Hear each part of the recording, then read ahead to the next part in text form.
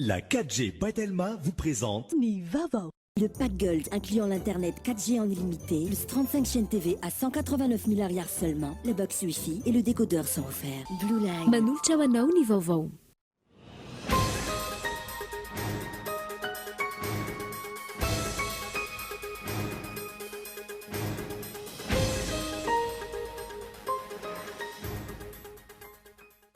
Mafisina ny fanaraha-mason'ny fitantanam-bola-panjakana ny fanadaniam-bola-panjakana manomboka izao apetraka ny mercurial des prix dans la gestion des marchés publics.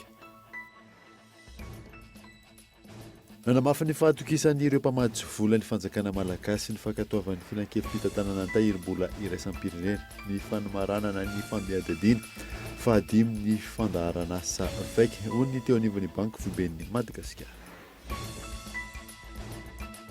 Tsy maharaka ny filanim-pona eto Antananarivo renivohitra sy ny manodidina ny ranon'ny Jirama, manodidina ny 100 metatra ratora telo isan'andro ny fahabagan'ny filana. Nandray Kaneraba ny Makido Madagasikara ministra ny fanajariana an-tany toeram-pirenena sy ny asa vaventy tamin'ity androany ity. Nambara nandritra izany fa vonina ary anohana hatrany ireo atleta ny eo anivon'ny ministera. Eo amin'ny maresaka iraisam-pirenena tapaka fa ho tanterana 12 septambra ho avy izao ny fifidianana filoham-pirenena ao Tunisia, herinandro monja taorian'ny nahafatesan'ny filoha any amantorana. Ny adidireo avy hatrany ary.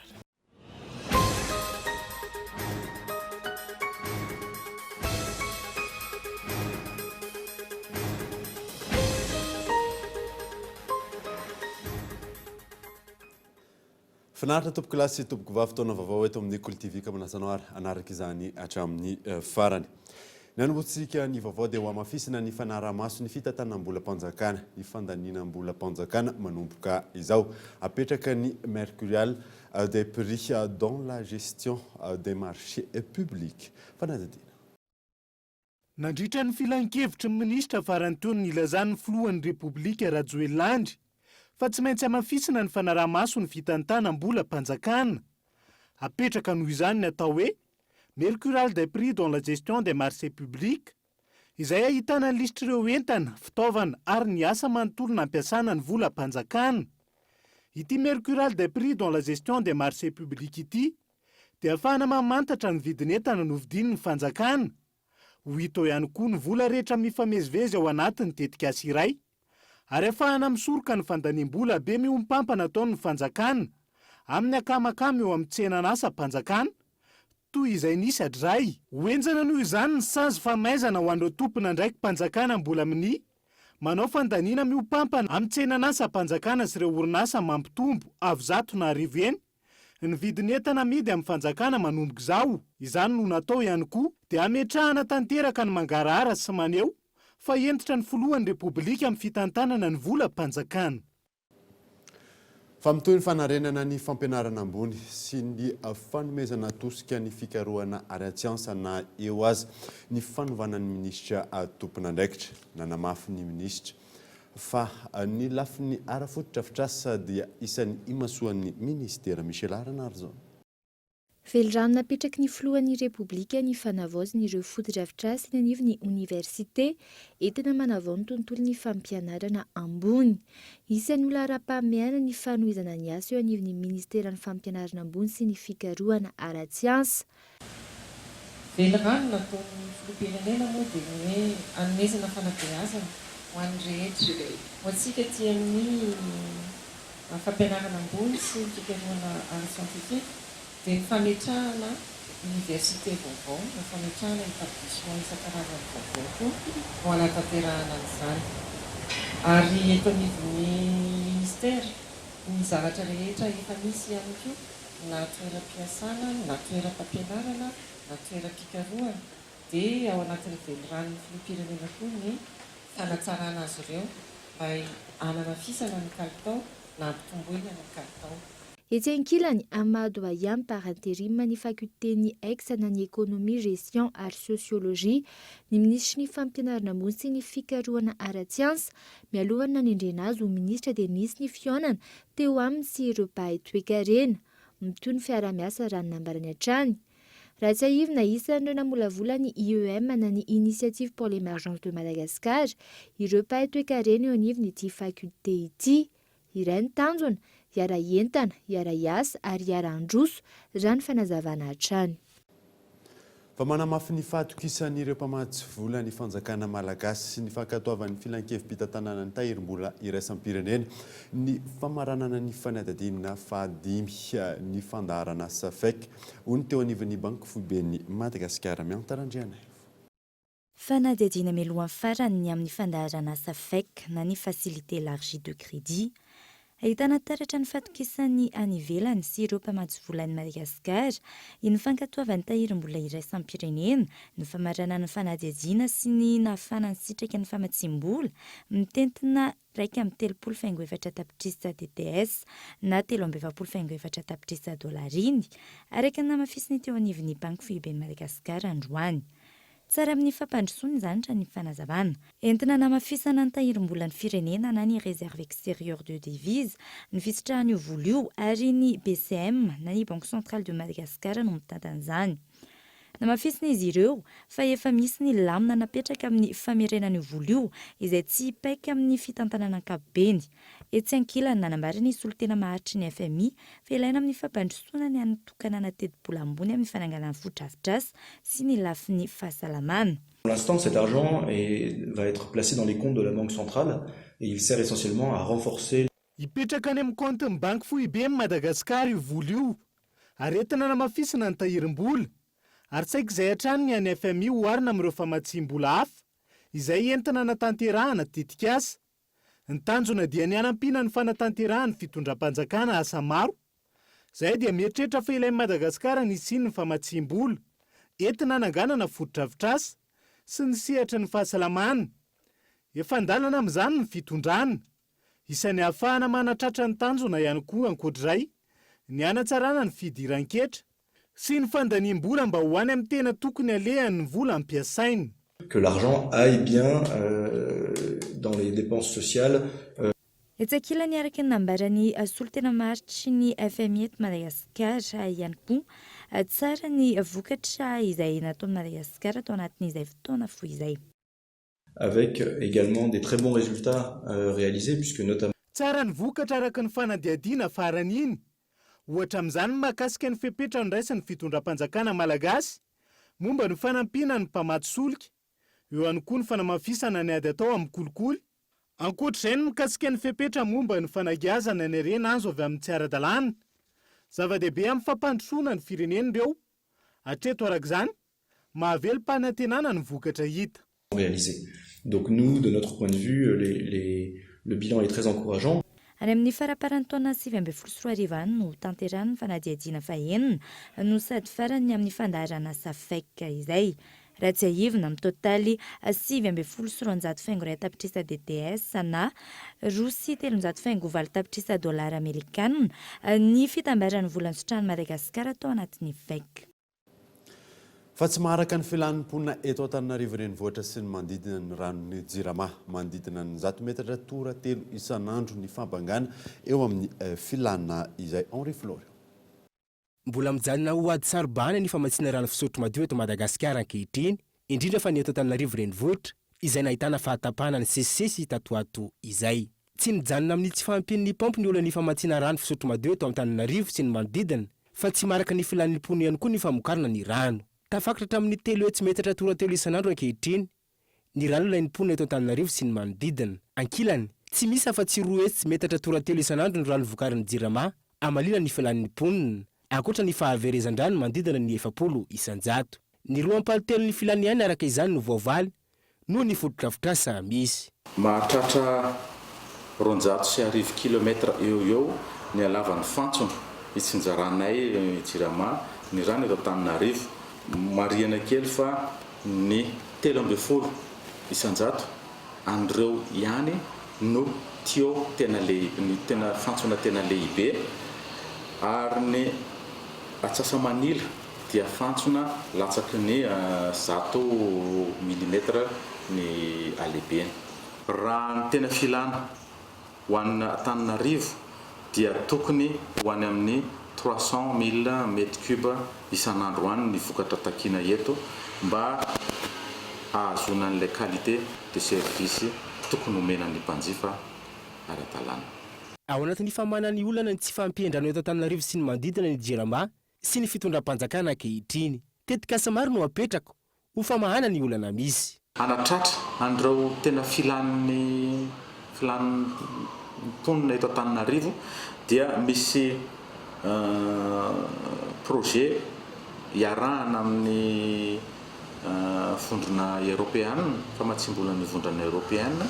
Ao anatin'io projet io dia misy fanorenana tompam-pamokarana roa lehibe.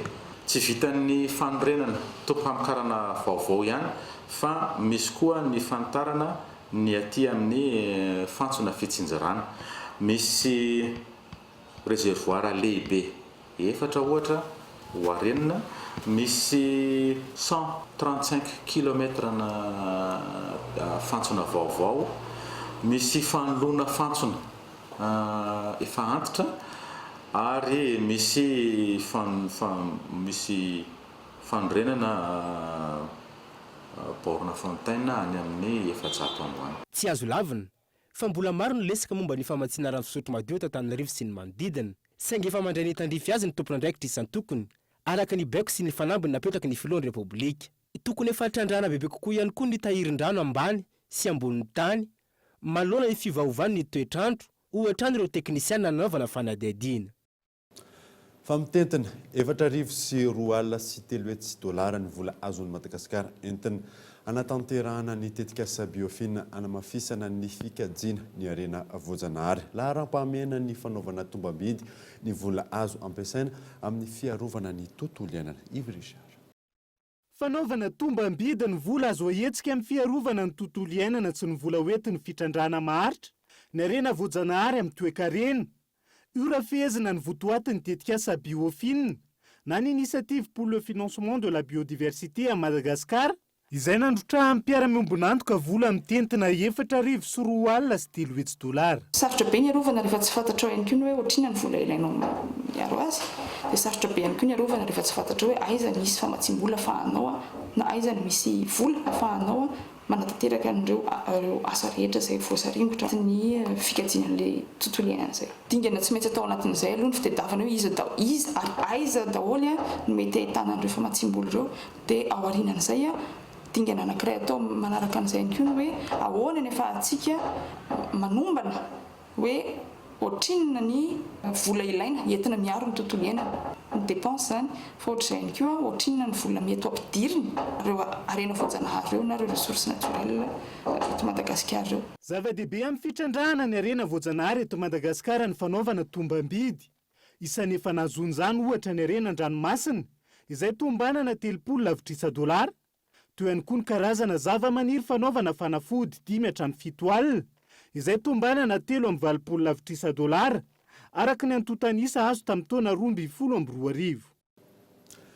Fampikambana miisa 10 eo anivon'ny CNFPPSH no nahavita fiofanana izay naharitra 2 andro. Tanjona amin'izao fampiofanana izao ny ahafahan'ireo mpiofana miatrika avy hatrany ny sehatry ny asa. Valadine Henri Florian.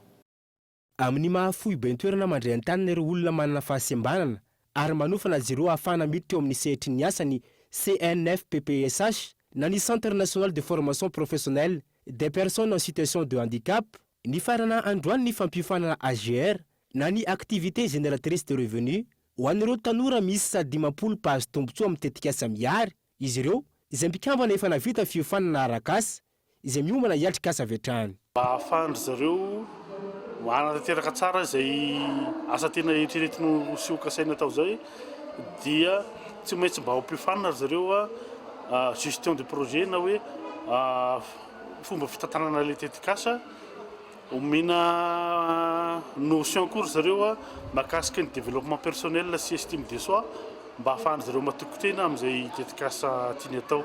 Izay no natretintsika tato nandritry ny 2 andro zay omaly sy androany. tsy ho lasa rano fotsiny zany ireo fifanana nomenan'ireo olona manana fahasembanana ireo satria ireo olona ireo dia efa nandalin'ny tetikasa miaro vola tany amin'ny fampihofanana izay nomena azy tany amin'ny ireo toeram-pihofanana izay miara-miasa amin'ny tetikasa miary ka mba tsy halany vola mba tsy ho lasa rano fotsiny ireo fampihofanana nomena azy ireo dia hofanana azy ireo mba ahitantana tsara ny tetikasany sy mba hatoko tena amin'izay tetikasa kaseny atao izay. Anjony fohy be ny toerana ety an-trany ny fanomezan-danja ireo olona manana fahasembanana sy ny fanampiana azy ireo tsy ho vesatry ny fiarahamonina.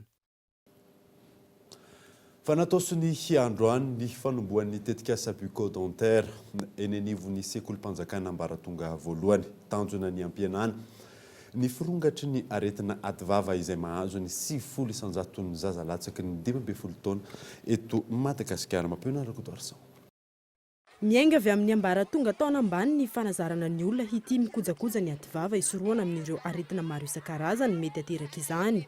Antopisia ny tetikasa bucco-dentaire izay noentiny avy ao amin'ny consulat de Monaco. Satria tsapanay fa tena zava-dehibe ny fahasalaman'ny ativava ho an'ny ankizy kely satria raha ny enquête avy amin'ny OMS tamin'ny 2017 dia 70 isanjaton'ny ankizy eto Madagasikara latsaky ny 12 taona dia misy carie dentaire eo amin'ny anankitelo eo nefany ny fisian'izany carie dentaire izany dia mety hiteraka zava-doza ho an'ny fahasalaman'ireo ankizy ireo rehefa lehibe izy mety hoe areti-po na ny any amin'ny sinus ORL rehetrarehetra ny mety izy daholo. Teny amin'ny EPP Analakely no nisantarana ny tetikasa ho an'ny fikojagojana ny ativava izay niarahana tamin'ireo ankizy mpianatra teny an-toerana ho fanentanana azy ireo. Ampianarana misy dentiste teo nampianatra ny ankizy hoe ohatry ny ahoana no mikarakara sy manadio an'izany ativava izany. Dia ny faharoan'izay dia nampiarahanay tamin'ny fanomezana dentifrice sy brosy-nify maimaimpona izay avy amin'ny Colgate ho an'ireto zazy reto. Dia isaky ny 3 volana zany amin'ireto EPP cible-nay reto hanomezanay an'ireo fitaovan'ireo satria mila miova moa izany ny fitaovana isaky ny 3 volana fanadiovana ny ativava. Ny maraina teo ihany koa no nanantanterahana ny fanaovantsony mpiara-miasa teo amin'ny tompon'andraikitry ny sekoly sy ny avy ao amin'ny consulat de Monaco ho fanamarihana ny fanombohan'ny fiara-miasa ao anatin'ny tetikasa bucco-dentaire. Sekoly misa 4 no voakasika ao anatin'ity tetikasa ity hatreto ary ny hampisandraka izany manerana ny sekoly rehetra ny tanjon'ny tetikasa raha ny fanazavana azo. Fa miaina isa-taona ny tapa-avitrian'ny mpiadina ho an'ny taranja fanatanjahantena amin'ny fanadinana BEPC antony raha ny fanazavan'ny mpampiadina ny mahataranja azo isafidianana izany nanomboka omaly ny adina ary ifarana zoma ho avy izao eto Antananarivo. Michel Aranarjo. Adina ho an'ny taranja fanatanjahantena ao amin'ny fanadinana BEPC nizotra araka ny tokony ho izy ny andro voalohany omaly sy ny andro faharoa androany.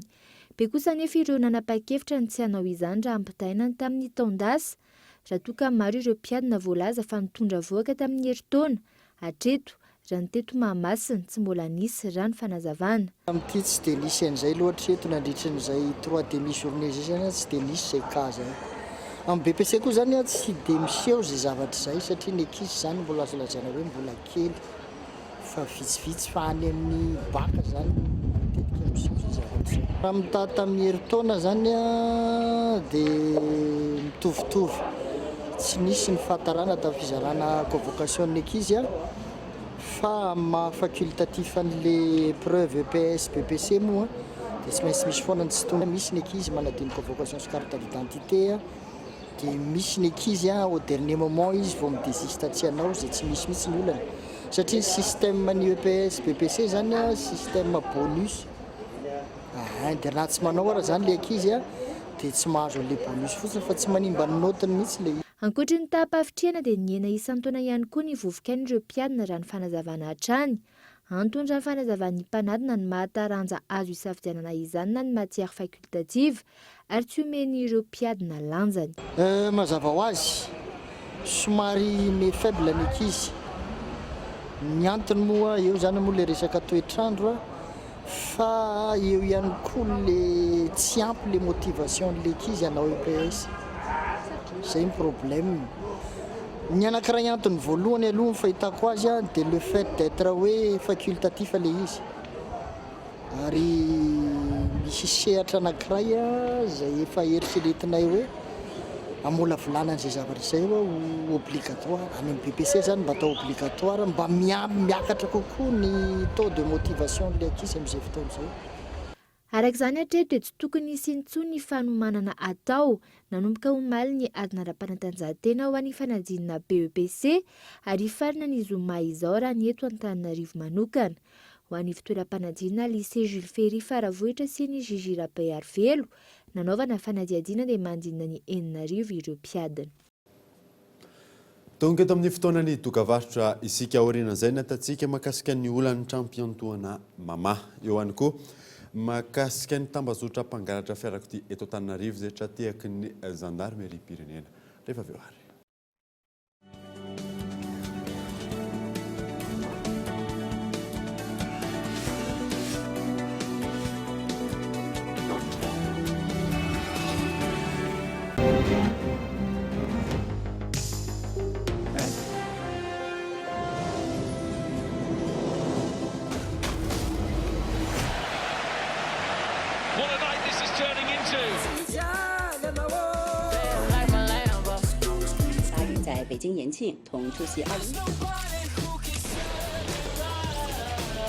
Les meilleurs divertissements méritent la fibre by Telma. Accédez à tous vos contenus préférés en illimité avec la fibre by Telma à seulement 249 000 arrières par mois. Rendez-vous en Telma Shop. Alors, quoi de neuf mon enfant? Rafael Nadal a encore gagné. Il fait 41 degrés à Paris et 12 degrés à Tirabé. Tu sais que les chiens peuvent détecter si tu as le paludisme en reniflant tes chaussettes. Mais comment tu sais tout ça? J'ai vu qu'on a Blue Line à la maison. Blue Line, c'est trop cool. Avec le pack Gold incluant l'internet 4G en illimité, plus 35 chaînes TV à 189 000 arrières seulement, le box Wi-Fi et le décodeur sont offerts. Et en ce moment, gagnez jusqu'à 5 Go de bonus, valable 24 heures sur 24 pendant 30 jours pour les offres prépayées internet. Blue Line.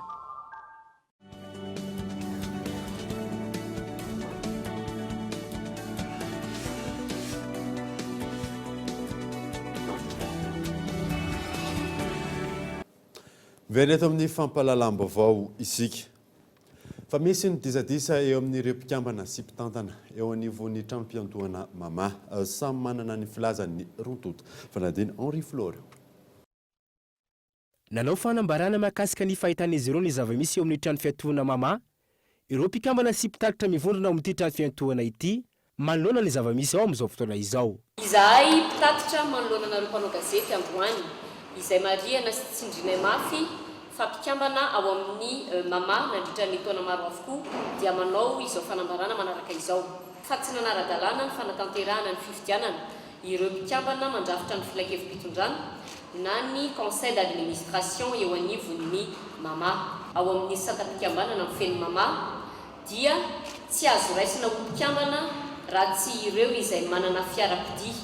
Rehefa natao anefa ny fanadiadiana sy ny fandalinana samihafa amin'ireo olona enina, voalaza fa misolo-tena ny mpikambana ao anatin'ny filan-kevim-pitondran'ny mama dia iray ihany no mianana fiara fitaterana sy nahaloa ara-dalàna ny latsakemboka, izany hoe mahafeno ny fepetra firotsahana ho fidiny, fa ny 5 kosa dia tsy manana ka tsy lojika mihitsy ny nahalany azy ireo hiditra ao anatin'ny filan-kevim-pitondran'ny mama.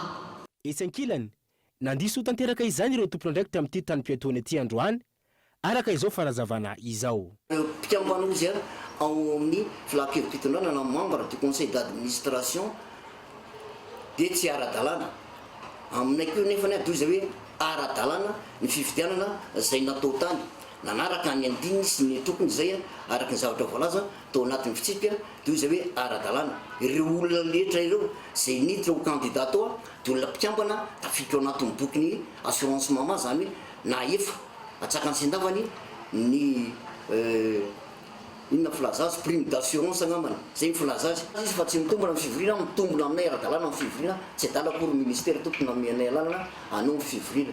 Raha milaza fa tsy ara-dalàna amin'ny fifidianana zay natao tao nanao compte rendu tany amin'ny ministère zay tsy adala ministère namenay fakataovana tamin'izany aminay zany hatramin'izao manomboka hatramin'izao dia ara-dalàna amin'ny fivorina ary ara-dalàna ihany koa fifidianana zay natao tao.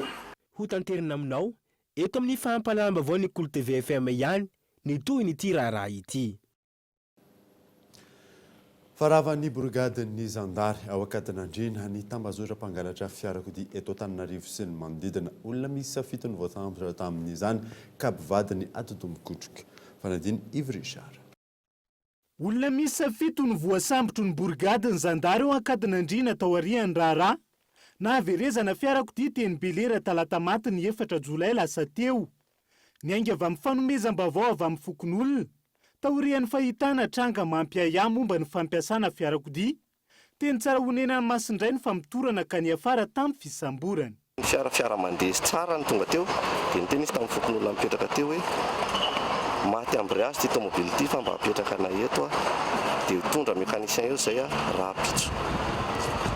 Dia nandeha moa zany fotoana nitondra mécanicien tokoa izy fa nanongotra pneu. Dia mbola nandeha ihany nandeha dia nitondra mécanicien izy fa nanongotra seza. Dia nanongotra motera.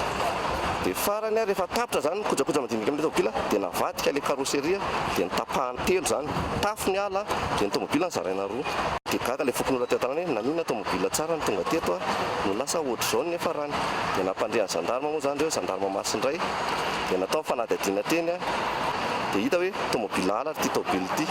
Natolotra ny fitsarana androany izy fito atony kotroka sy ny mpandray ny alatra anatin'ity tambazotra mpangalatra fiarakodia eto Antananarivo sy ny manodidina ity mitony famitorana ka alatra fiara iray ankoatray no mbola anatin'ny fanadihadiana iarahany komandin'ny brigadin'ny zandary ao talata maty sy Ankadinandriana.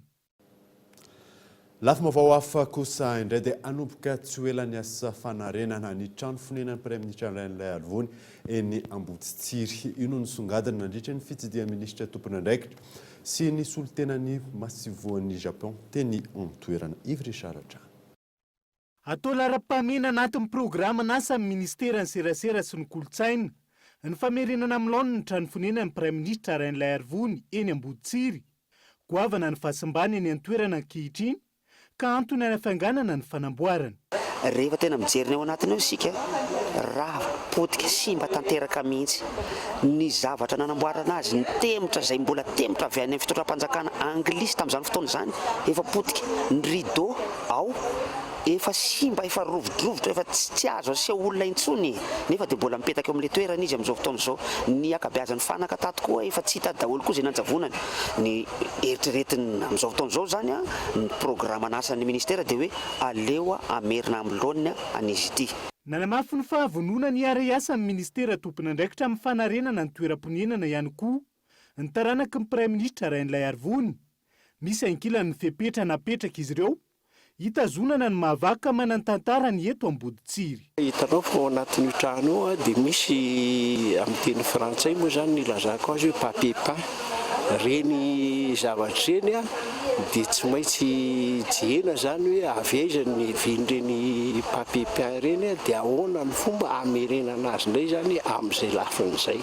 Zay zany le zavatra ohatr'izany zany ny anisan'ny tsy maintsy rahantsika zany rehefa manao zavatra ohatr'izao. Isan'ny nampanantena fiara-miasa amin'ny ministeran'ny serasera sy ny kolotsaina amin'ny fanarenana ny trano fonenan'ny Praiministra eto Ambotsitsiry ny maso voan'ny Japon eto Madagasikara. Ity faran'izay nanampetsaka tamin'ny fanohanana rabola ny fanarenana ny lapana andafy avaratra sy ny maro hafa ary ny fampiofanana ny mpiandry vakoka ampolo ny manerana ny Madagasikara farany teo. Nandray ka ny araban'ny Makido Madagasikara ny ministry ny fanajariana ny tany toeram-ponenana ary ny asa vavety tamin'ity androany ity nambarany nandritra izany fa vonina ary anohana trano ireo atleta ny avy ao anivon'ny ministera miantarandriana. Io arivo io nandraika ny araban'ny Makia Madagasikara noho ny fandraisen'izy ireo ny nahazahoan'izy ireo medaly volamena nandritra ny lalaon'ny nosy tany Maurice ny ministra mpiainy baolina lavalava Adzo Andriananarivelo. Nambarany fa mafisina trano ny fanohana ity taranja ity. Ary natonga nay nisafidy hoe maninona ny rugby dia izay hoe satria mbola betsaka ny sehatra tokony mbola hifanampiana sy tokony afaka andehananareo. Rehefa manampy ministera hatramin'izay rehefa misy zavatra atao dia mandeha zavatra maharitra no atao fa tsy zavatra vontsi-davanandro zany fa ninona fananana resam-pirenena ao ataonareo dia satria fa nanapa-kevitra ny anampy dia ezaka anampy ianareo foana zay amin'izay zavatra mampisehoana amin'ny olona fa mbrandikely tsy natao fitaovana iorakoraka fotsiny fa amena sehatra ihany koa tena nanaovan'ny lalaovany amin'ny anao ampiasan'ny taranja tiany fa misaotranareo tena mahafinaritra ny nampiseho fihezahana première participation ny rugby amin'ny jeu des îles tonga dia médaille d'or dia ny faniritsika dia mba médaille d'or foana isaky ny jeu des îles rehetrarehetra ny Maldives indray zany tsika tsy maintsy médaille d'or tsy moa izy mbola mahatratra an'izany ny Maldives zany rehefa avy eo fa rehefa mba voalohany tsika firenentsika amin'ny zavatra anankiray dia miezaka no voalohany foana fa tsy hoe tratran'ny olona aorianao fa mitazona an'izay mahavoalohany zay dia makahery anareo rehetrarehetra misaotra na amin'ny fahafinaretana sy nampiakatra any amin'ny mpona rehetrarehetra koe mahita zavatra ny tanora malagasy. Dingana voalohany no vita, maro ireo fifaninanana mbola ho hatrehana, hanomboka tsy ho ela amin'ny fanazaran'ny tena araka izany izy ireo.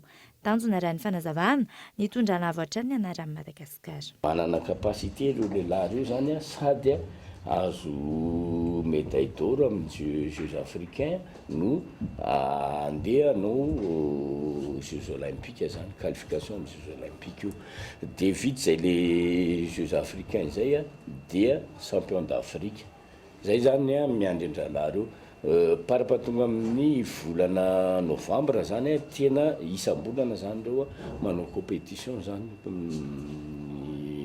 mandrapatovana zay ireo zany zavatra miandry ary zava-dehibe daholo reo efa resaka continental zany sy mondial les champions d'Afrique sady éliminatoire ny coupe du monde le coupe du monde amin'ny resaka rugby 7 zany sady tena hoe ho avin'ireo tanorantsika ireo zany le manao an'le circuit mondiaux zay isam-bolana pendant 10 mois. Nanome fanampiana azy ireo ihany koa ny ministra Piay Androany. Raha tsy ahivina, nandresy hatrany mankea Madagasikara nandritry ny lalon'ny nosy 2024 iny raha ny nifaninana tamin'ireo nosy hafa.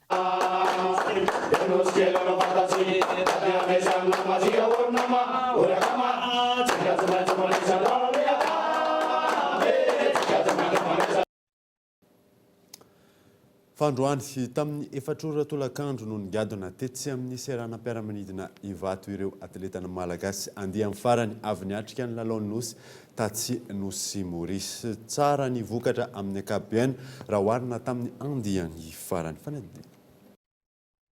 Laharana faharoa i Madagasikara nandritra iny lalao nosy andian'ny fahafolo nitontosaina tatsy amin'ny nosy Maurice iny azo ambara fa tsara ny vokatra amin'ny ankapobeny.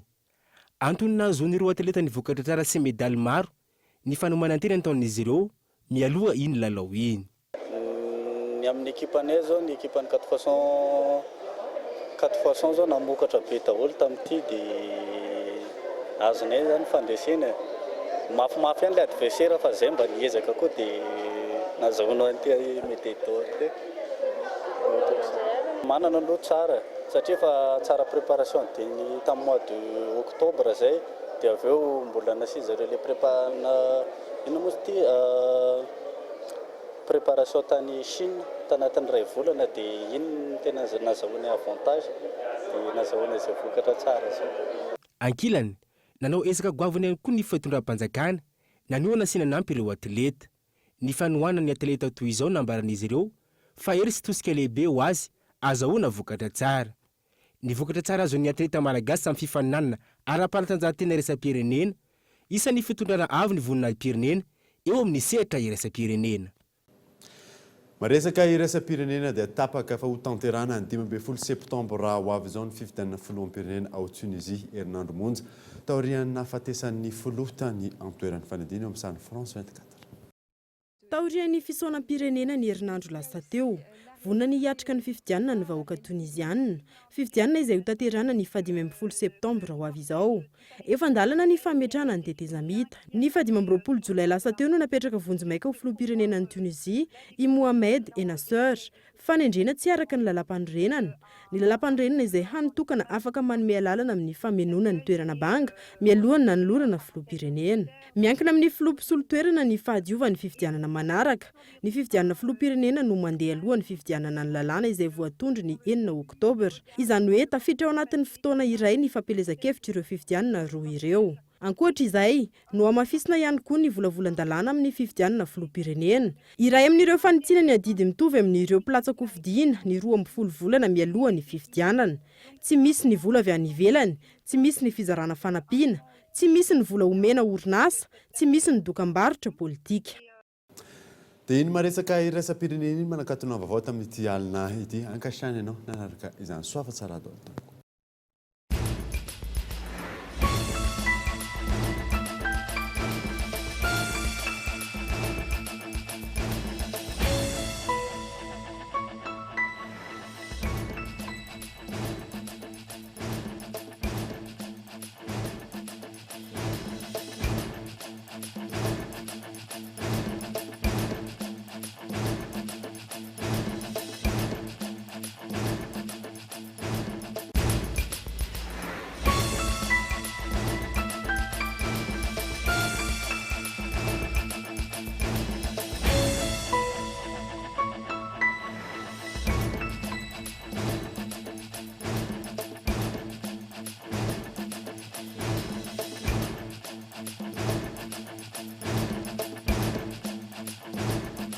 Le journal vous a été présenté par le pack Gold incluant l'internet 4G en illimité, plus 35 chaînes TV à 189 milliards seulement, le box Wi-Fi et le décodeur sont offerts. Blue Line. La 4G by Telma vous a présenté Vaovao.